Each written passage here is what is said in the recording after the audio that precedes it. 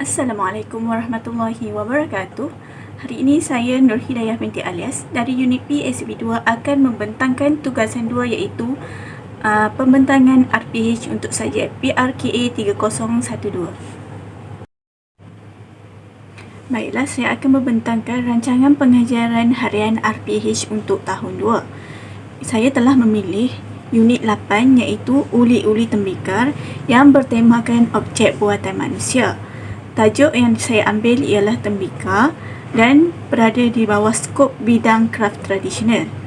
Standard kandungan adalah 1.1 bahasa seni visual. Bagi standard pembelajaran pula ialah 1.1.4 mengenal dan menerangkan bahasa seni visual dalam bidang mengenal kraft tradisional berdasarkan bentuk, jalinan, imbangan dan kepelbagaian yang ada pada tembikar. Objektif pembelajaran ialah pada akhir PDPC, murid akan dapat menjelaskan tentang proses penghasilan tembikar. Kriteria kejayaan pula ialah pada akhir pembelajaran ini, murid akan dapat menjelaskan tentang cara membuat tembikar mengikut proses pembuatan yang betul. Aktiviti PDPC yang pertama untuk rancangan pengajaran harian ialah persepsi estetik yang dilakukan selama 5 minit. Dalam persepsi estetik, ia terbahagi kepada 2 iaitu yang pertama, pengurusan bilik darjah.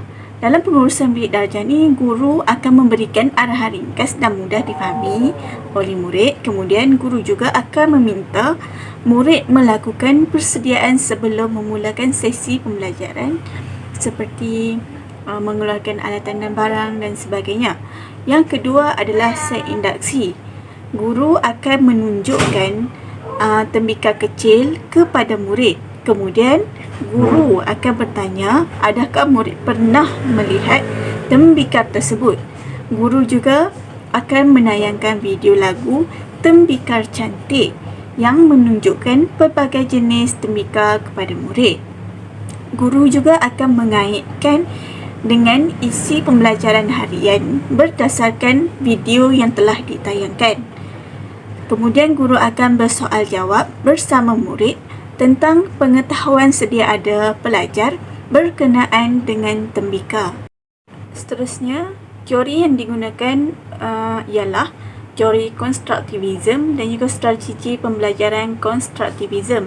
Okey, teori pembelajaran konstruktivism ni macam guru meneroka pengetahuan sedia ada murid pada permulaan sesuatu pembelajaran melalui sesi soal jawab atau ujian.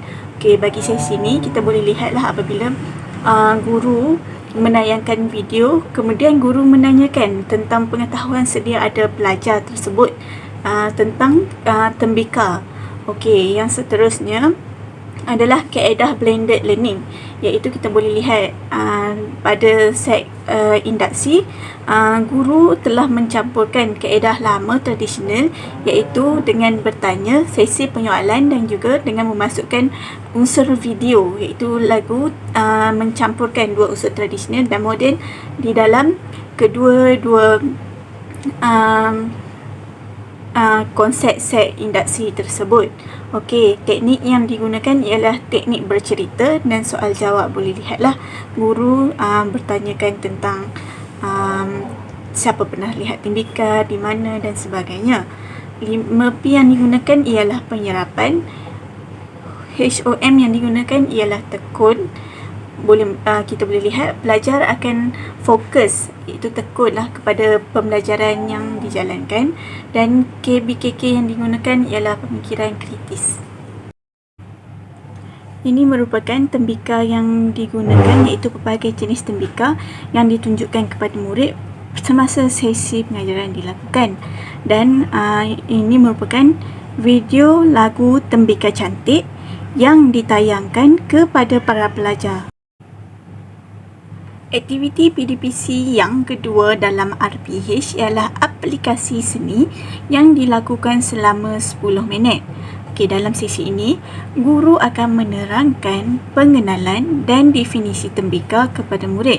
Selain itu, guru juga akan mempersembahkan contoh tembika kepada murid serta menerangkan unsur jalinan yang terdapat pada tembika tersebut. Guru juga akan menunjukkan jenis-jenis tembika dengan menggunakan slide dan blog kepada murid-murid. Di samping itu, guru juga akan menyatakan bahasa seni visual yang terdapat pada contoh tembika yang telah ditayangkan kepada murid. Guru juga akan menjelaskan dan mempersembahkan media, alat dan bahan yang akan digunakan untuk menghasilkan tembika. Dan yang terakhir, guru akan menerangkan proses dan mempersembahkan demonstrasi atau video penghasilan aktiviti membuat tembika. Teori pembelajaran yang digunakan dalam aplikasi seni ini adalah merupakan teori humanis, iaitu pembelajaran adalah berpusatkan pelajar dan peranan pendidik adalah sebagai facilitator. Kita boleh lihat di dalam aplikasi seni ini apabila guru mengajar menjadi facilitator dengan menunjukkan apa yang perlu dilakukan oleh pelajar untuk mencapai satu pembelajaran yang efektif, dan apabila diterangkan dengan harapan pelajar akan dapat merealisasikannya secara kerjasama dalam persekitaran yang menyokong. Okey, seterusnya strategi pembelajaran yang digunakan adalah strategi pembelajaran mastery, iaitu menyatakan pembelajaran mastery adalah satu pendekatan pengajaran dan pembelajaran untuk memastikan semua murid menguasai hasil pembelajaran yang dihasilkan dalam satu unit pembelajaran sebelum berpindah ke unit pembelajaran lain. Kita boleh lihat guru menunjukkan step-step untuk membuat tembika sebelum pelajar-pelajar menghasilkan tembika secara realiti. Okey, jadi boleh lihatlah pembelajaran mastery dijalankan di situ. Okey, ini merupakan gambar slide yang digunakan oleh guru untuk menunjukkan jenis-jenis tembika kepada para pelajar. Dan ini juga merupakan slide atau blog yang digunakan oleh guru untuk menunjukkan jalinan-jalinan yang terdapat pada tembika, serta guru juga menggunakan peta iting, iaitu peta buih, untuk memudahkan pelajar memahami isi pembelajaran. Komponen yang seterusnya di dalam rancangan pengajian harian ialah ekspresi kreatif yang akan dilakukan selama 30 minit. Okey, dalam komponen ini, murid akan diberikan alat dan bahan oleh guru. Kemudian, murid akan menggunakan doh tepung yang telah disediakan oleh guru untuk membuat tembika yang diinginkan oleh mereka mengikut kreativiti masing-masing. Seterusnya, murid akan mewarnakan hasil karya yang telah selesai dibina dengan menggunakan cat poster. Kemudian, murid akan membuat corak pada tembika mengikut kreativiti masing-masing. Murid juga akan dipantau oleh guru semasa melakukan aktiviti penghasilan tembika ini. Murid akan mengumpul hasil kerja mereka setelah selesai menyiapkan tugasan tersebut dan menyerahkannya kepada guru. Setelah itu, murid akan mengemas dan membersihkan meja setelah selesai menghasilkan tembika. Okey, seterusnya teori yang digunakan dalam ekspresi kreatif ini merupakan teori konstruktivism, iaitu pembelajaran secara konstruktivism ni lahir daripada pandangan pelajar mengenai cara mereka belajar. Okey, teori ini juga mengatakan bahawa murid akan membina makna mengenai dunia dengan mengsintesis pengalaman baru terhadap apa yang mereka telah fahami sebelumnya. Okey, sebagai contoh, apabila pelajar membuat hasil kerja mereka iaitu dengan membina tembika, mereka akan mensintesis apa yang mereka belajar dan menghasilkan barang tersebut daripada apa yang mereka berjaya dapatkan daripada guru. Okey, seterusnya Strategi yang digunakan ialah kemahiran berfikir, iaitu apabila mereka melakukan aktiviti membuat tembikar, mereka akan terfikir bagaimana cara untuk mereka menghasilkan sebentuk tembikar yang cantik mengikut kreativiti masing-masing. Kaedah yang digunakan ialah kaedah projek, iaitu dengan membuat tembikar. Teknik yang digunakan ialah teknik tindak balas daripada murid dan kawalan kelas daripada guru. 5P yang digunakan ialah penggayaan, dan home yang digunakan adalah mencipta imajinasi dan inovasi, iaitu mereka akan mencipta tembikar dan berimajinasi bagaimana cara membuat tembikar dan juga membuat inovasi terhadap tembikar yang akan dilakukan. KBKK ialah pemikiran kreatif, iaitu menjana idea daripada apa yang mereka lakukan. Seterusnya, gambar ini menunjukkan aktiviti membuat tembikar, iaitu pada buku teks muka surat 68 dan 69. Guru telah memilih langkah-langkah membuat tembikar dengan menggunakan apa yang terkandung di dalam buku teks untuk mengajar murid-murid. Gambar yang kedua adalah menunjukkan proses penghasilan tembikar yang sedang dibuat oleh pelajar-pelajar semasa penghasilan tembikar tersebut. Aktiviti PDPC yang seterusnya yang terkandung di dalam rancangan pengajaran harian ialah apresiasi seni yang dilakukan selama 15 minit. Dalam apresiasi seni ini, murid akan mempamerkan hasil karya yang telah dihasilkan di hadapan kelas melalui aktiviti PAK 21, iaitu Spin and Think. Murid juga akan menceritakan pengalaman sendiri dalam proses penghasilan karya tersebut. Selain itu, murid juga akan menghargai dan menceritakan karya yang mereka lakukan kepada rakan mereka. Penutup terbahagi kepada dua, iaitu penutup kognitif, iaitu guru mengimbas kembali isi pembelajaran hari ini, iaitu mengenai tembikar. Yang kedua ialah penutup sosial. Dalam penutup sosial ni, murid akan diberikan peneguhan positif daripada guru melalui kuis. Apabila murid berjaya menjawab kuis tersebut, guru akan memberikan ganjaran kepada murid-murid. Seterusnya, teori yang terdapat di dalam apresiasi seni ini merupakan teori kognitif, iaitu dalam pendekatan kognitif ia menekankan kepada proses mental.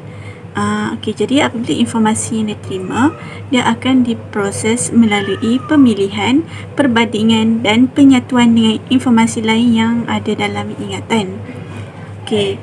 Penyatuan informasi ini kemudiannya akan diubah dan disusun kembali. Otak kita akan memproses secara aktif informasi yang diterima dan menukarkan informasi kepada bentuk atau kategori baru. Contohnya, dalam apresiasi seni ini, apabila guru membuat kuis, pelajar akan memproses kembali apa yang mereka belajar, kemudian akan disusun dan berjaya untuk menjawab kuis yang dilakukan. Seterusnya, strategi yang digunakan ialah strategi kecerdasan pelbagai, iaitu dia berdasarkan pada pemikiran bahawa kemampuan intelektual ni diukur melalui ukuran ujian IQ. Ini kerana ukuran ujian IQ ni akan menekankan pada kemampuan. Jadi apabila kecerdasan pelbagai digunakan, murid akan dapat menjawab kuis kerana IQ akan diuji. Jadi kita dapat melihatlah teori kecerdasan pelbagai ini digunakan. Kaedah yang digunakan pula ialah kaedah secara individu, iaitu murid dikehendaki untuk membuat kuis secara individu dan juga mereka diminta untuk mempamerkan hasil karya dan menceritakan pengalaman mereka secara individu. Teknik yang digunakan ialah teknik soal jawab dan bercerita, iaitu murid akan bercerita di hadapan kelas tentang karya mereka. Gambar yang pertama adalah menunjukkan contoh hasil karya pelajar. Okey, ini merupakan gambar-gambar hasil karya-karya yang dilakukan. Gambar kedua pula menunjukkan aktiviti PAK21 iaitu spin and think, di mana guru akan spinkan roller tersebut menggunakan kaedah online. Kemudian nama yang berhenti kepada anak panah dikehendaki untuk ke hadapan dan menceritakan tentang karya mereka. Mereka dikehendaki untuk membuat apresiasi tentang karya tersebut. Dan yang terakhir ialah gambar kuis untuk aktiviti peneguhan positif. Okey, dalam aktiviti ini guru menyediakan secara online juga, kuis secara online, dan mereka akan buat ramai-ramai di dalam kelas. Siapa yang berjaya menjawab, guru akan memberikan mereka ganjaran seperti hadiah. Okey, kemudian guru juga akan memberikan link tersebut kepada murid untuk membuat ulang kaji di rumah. Seterusnya, aktiviti PAK21 yang digunakan di dalam RPH ini merupakan aktiviti Spin and Think, BBM atau ABM, yang terkandung di dalam rancangan pengajaran harian merupakan buku teks iaitu muka surat 64 sampai 65 tentang penghasilan karya, LCD, komputer riba, speaker, cat poster, palette, berus dan juga dos tepung. Elemen merentas kurikulum yang terdapat ialah keusahawanan, kreativiti dan inovasi. Kebat ialah mengaplikasi, nilai ialah kesungguhan dan teliti, bertanggungjawab, kebersihan dan juga berdisiplin. Okey, tahap penguasaan ialah pada tahap 6 iaitu tahu, faham dan boleh buat dengan beradab misali. Okey, pentaksiran penilaian ialah menjana idea kreatif dalam pengkaryaan seni visual yang inovatif. Jadi itu sahaja daripada saya pada hari ini. Sekian, terima kasih. Assalamualaikum warahmatullahi wabarakatuh.